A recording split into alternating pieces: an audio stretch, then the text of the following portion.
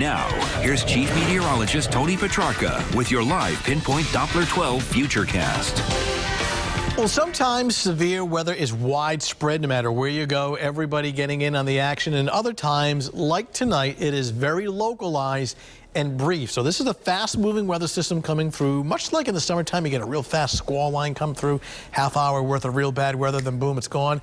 Pretty much the same situation here with clearly the worst of the weather right now.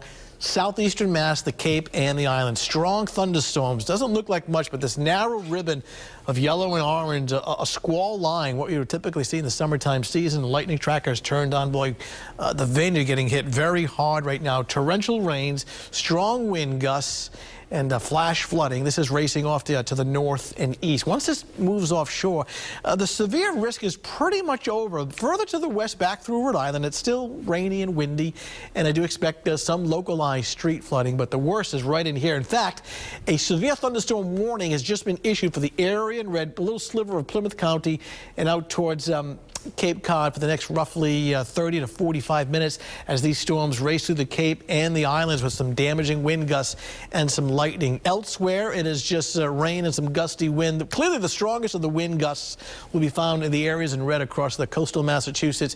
Wind gusts here in Rhode Island. I mean, the northern part of the state, I'm not expecting anything significant as far as wind gusts. However, southern part could still see gusts in the 40 to 45 mile an hour range for a couple of more hours. I would say the worst of the rain and wind until about 7 or 8 o'clock this evening.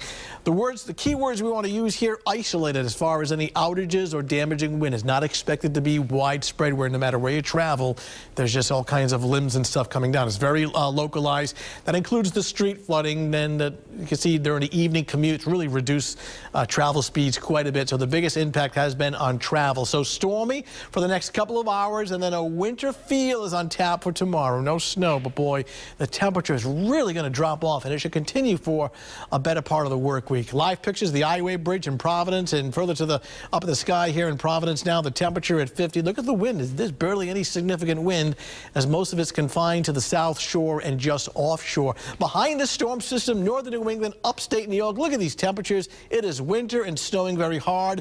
This is the cold air that's headed our way, but not until very late tonight. Watch the big temperature drop. Well, first of all, 7 o'clock this evening, what's left of that squall line is racing away. Maybe a lingering shower at 10 o'clock tonight. The wind speeds will be diminishing, then clearing overnight. Look at the numbers really tumble by 6 o'clock in the morning, and they barely budge during the afternoon, even with sunshine. Now, throw in a lot of wind, and the high temperatures in the mid-30s feel more like teens and 20s. That's the wind chill. So it's a bright but frigid day. Few more hours worth of rain and wind, and then drying out overnight. It is frigid both tomorrow morning and tomorrow afternoon, along with strong wind gusts. It's a definite bundle-up kind of day. Threat tracker is in the moderate category for early this evening, especially southeastern Mass, getting back on track later tonight through Tuesday and Wednesday. 7-day futurecast.